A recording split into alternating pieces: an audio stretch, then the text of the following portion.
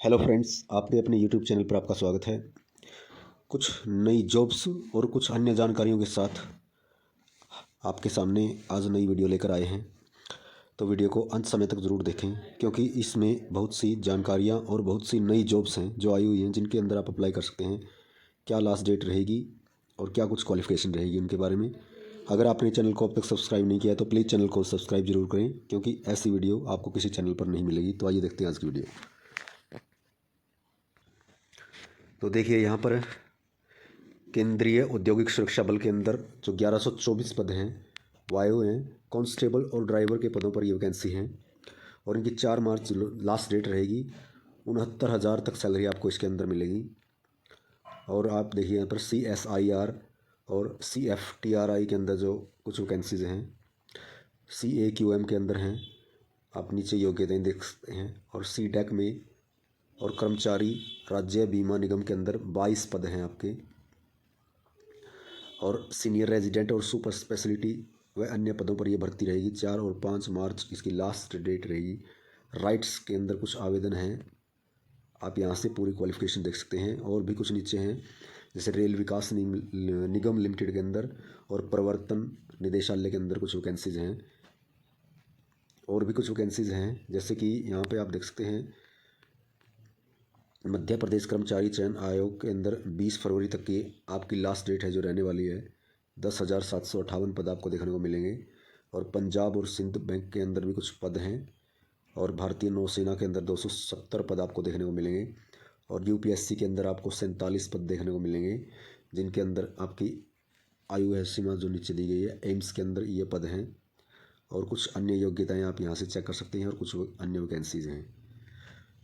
और क्या वैकेंसीज हैं, MPESB ने जारी किया विज्ञापन, 253 पद हैं इसके अंदर। आबकारी आरक्षक के पदों पर ये भर्ती है। 6 मार्च इसकी लास्ट डेट रहने वाली है। उसके बाद NTPC के अंदर 81 पद हैं। और RRC नॉर्थन रेलवे के अंदर आपके 38 पद हैं। इसकी 9 मार्च आपकी लास्ट डेट रहेगी। 18 से 25 वर्ष तक अप्लाई कर सकते हैं। ग्रुप D के ये पद हैं।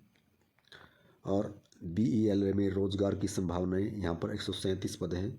TMC के अंदर यहाँ पे IIT धनबाद के अंदर यहाँ पे पूरी डिटेल आप नीचे देख सकते हैं। कुछ वैकेंसीज यहाँ पे भी हैं। और आपको पता है कि जो CET का रजिस्ट्रेशन है वो जल्दी ही शुरू होने वाले हैं। इसके अंदर कौन कौन अप्लाई कर सकता है उसके बारे में, और क्या क्या अप्लाई करने के लिए डॉक्यूमेंट आपको चाहिए, इसके बारे में देखते हैं। पूरी की पूरी इन्फॉर्मेशन। आपके पास 10वीं की योग्यता होनी चाहिए अगर आपको ग्रुप D के लिए अप्लाई करना है। ग्रुप C के लिए आपको 12th BA या उससे ऊपर की योग्यताएं आपके पास होनी चाहिए। ग्रुप और C और D के अंदर दोनों के अंदर आवेदन कर सकते हैं यदि आप हायर क्वालिफिकेशन रखते हैं। तो यहाँ पर कुछ कागजात हैं जिनके लिए आपको ज़रूरत होगी, और ये समय से पहले आपने तैयार करवाने हैं। कौन कौन से कागज़ हैं वो देखिए। यहाँ पर 10 गुना से ज़्यादा अभ्यर्थियों को इसके अंदर बुलाया जाएगा। और आवेदक को आवेदन के साथ ये अपलोड करने हैं दस्तावेज। जन्म तिथि के रूप में आप 10वीं का जो प्रमाण पत्र है वो अप्लाई कर सकते हैं यहाँ पर उसके द्वारा। और अनुसूचित जाति प्रमाण पत्र और वंचित अनुसूचित जाति प्रमाण पत्र। और आपका रिजोल्यूशन वाला नवीनतम फोटोग्राफ होना चाहिए, जो कि जिस साइज़ का इसके अंदर मांगा जाएगा। और स्कैन किए गए हस्ताक्षर। और अनुभव प्रमाण पत्र, यदि आपको आयु के अंदर छूट चाहिए तो आप अनुभव प्रमाण पत्र यहाँ पर लगा सकते हैं। क्योंकि बहुत से पद ऐसे होते हैं जिनमें एज निकल जाती है, लेकिन वहाँ पर अनुभव काम करता है। अगर आपके पास वहाँ पर किसी कार्य के लिए अनुभव है तो वहाँ पे आप अप्लाई कर सकते हैं। और विकलांग प्रमाण पत्र यदि आपके पास है, दिव्यांग उम्मीदवार है कोई, भूतपूर्व सैनिक के लिए आपको डिस्चार्ज बुक या डिस्चार्ज प्रमाण पत्र जो भी इसके लिए आवश्यक है। स्वतंत्रता सेनानी के बच्चों के लिए। और हरियाणा निवास पत्र आपके यानी कि आपके पास हरियाणा डोमिसाइल। और EWS का जो सर्टिफिकेट है वो आपके पास न्यूनतम यानी कि नया होना चाहिए। और नवीनतम BC यहाँ पर नवीनतम ही बताया गया है BC। और यहाँ पर केस भी चला हुआ है BC और SC सर्टिफिकेट के बारे में कि जो वहाँ पर योग्य उम्मीदवार थे वो इस प्रमाण पत्र के बिना सेलेक्ट नहीं हो पाए थे। तो यहाँ पर न्यूनतम दिया गया है, नया बनवाना है आपने। स्पोर्ट्स ग्रेजुएशन यदि आपके पास सर्टिफिकेट है। आधार कार्ड आपके पास होना चाहिए। परिवार पहचान पत्र, अगर आप हरियाणा के निवासी हैं तो अगर आपका परिवार पहचान पत्र है तो उसके अंदर आपने परिवार पहचान पत्र के द्वारा ही अप्लाई करना होगा। अभी अपने परिवार पहचान के अंदर पत्र के अंदर अगर कोई मिस्टेक है तो उसको ठीक करवा लें आप। क्योंकि इसके अंदर जो मिस्टेक है फिर वो आपको भुगतान उसका बाद में करना पड़ेगा। अपने नाम और फादर नेम वगैरह जो कुछ भी है, डेट ऑफ बर्थ वगैरह, कैटेगरी वगैरह, सब कुछ अपनी फैमिली आईडी के अंदर आप चेक कर लें, क्योंकि बाद में बहुत प्रॉब्लम होने वाली है अगर आपको ये चीज़ें ठीक नहीं है। युवाओं से अनुरोध है कि वे आधार कार्ड पीपीपी में अपने नाम, देखिए यही बात यहाँ पर बताई गई है, नाम, पिता का नाम, माता का नाम, जन्म तिथि, मोबाइल नंबर जैसी व्यक्तिगत जो जानकारी है उनको चेक करें और अपडेट करें यदि उनमें कोई गलती है तो ये बहुत ज़रूरी है आप सभी के लिए। और हरियाणा कौशल रोजगार निगम के अंदर जो भर्तियां की जा रही है उन भर्तियों में पहले ही लिखवा कर लिया जा रहा है कि जो गैप है यहाँ पर उसके बारे में बात कही गई है। हरियाणा कौशल रोजगार के निगम के जरिए जो तैनात की जा रही man power stop gap arrangement है, यानी कि जो बीच के अंदर गैप दिया जा रहा है, वो हरियाणा के मुख्य सचिव है जो उनका यह बयान है यहाँ पर। यानी कि जो डिप्लॉयमेंट लेटर होता है आपका उसके अंदर विशिष्ट नियम और शर्तें पहले लिखी होती है, उनकी तैनाती समाप्त की जा सकती है। यहाँ पर कहा गया है, देखिए मुख्य सचिव ने शपथ पत्र में लिखा है, याचिकाकर्ता द्वारा उठाए गए इस तर्क के संबंध में कि निगम के माध्यम से लाखों स्वीकृत पद भरे जा रहे हैं और यह प्रस्तुत किया जाता है कि राज्य सरकार द्वारा अधिकांश संविदा नियुक्तियां हैं जो गैर स्वीकृत पदों पर और स्वीकृत पदों पर केवल एक अस्थायी व्यवस्था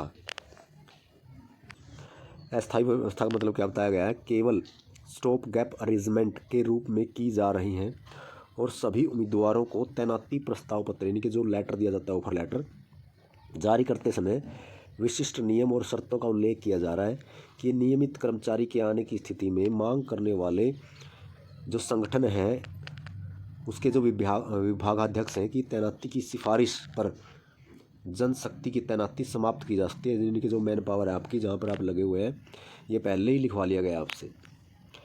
याचिकाकर्ता द्वारा उठाए गए इस तर्क के संबंध में हरियाणा कौशल रोजगार निगम के माध्यम से अब भरे जाने वाले पद कभी भी नियमित आधार पर नहीं भरे जाएंगे, क्योंकि निगम के माध्यम से नियोजित कर्मचारियों को सरकार द्वारा जो सेवा सुरक्षा प्रदान की गई है यह प्रस्तुत किया जाता है कि सभी पदों के ग्रुपों में समय समय पर नियमित भर्तियाँ चल रही हैं और निगम के माध्यम से नियोजित व्यक्तियों को स्वीकृत नियमित पद पर नियमित कर्मचारी के आने की स्थिति में अन्य गैर स्वीकृत या संविदात्मक पद पर समायोजित किया जाएगा। यह उल्लेख करना भी उचित है कि राज्य सरकार द्वारा सेवा की सुरक्षा कानून को न्यायालय द्वारा पारित निर्देशों को ध्यान में रखते हुए अधिनियमित किया गया है।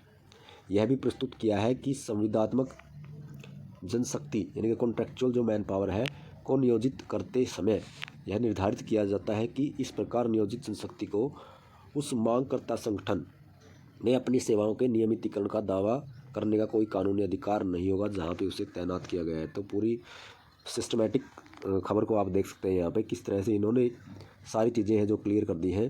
इसलिए स्टॉप जो गैप अरेंजमेंट है वो करना पड़ता है और ये अरेंजमेंट जो करना पड़ता है क्योंकि यहाँ पर जो नियमित भर्ती है उनमें बहुत टाइम लग जाता है। यहाँ पर बताया गया है कि इसलिए ये जो पूरी प्रोसेस है वो बनाई गई है यहाँ पर।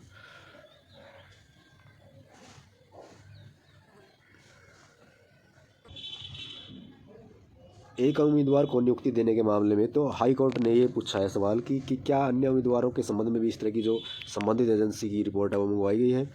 अगर देरी अनावश्यक अमान्य कारणों से हुई तो सचिव से वेतन और लाभ वसूली का आदेश पारित कर सकती है, यानी कि जो HSSC है उनके सचिव है वो अपना हलफनामा दाखिल करें। इसके बारे में यहाँ पर जज के द्वारा ही बताया गया है। और HSSC ने चयन के बाद भी नियुक्ति नहीं दी तो हरियाणा जो हाई कोर्ट है उसने कर्मचारी चयन आयोग से जवाब मांगा है। आप पूरी खबर यहाँ से पढ़ सकते हैं। आपको वीडियो कैसी लगी कमेंट करके ज़रूर बताएं और वीडियो पसंद आए तो लाइक करें, अपने फ्रेंड्स के साथ शेयर करें और चैनल को ज़रूर सब्सक्राइब करें। Thanks to all.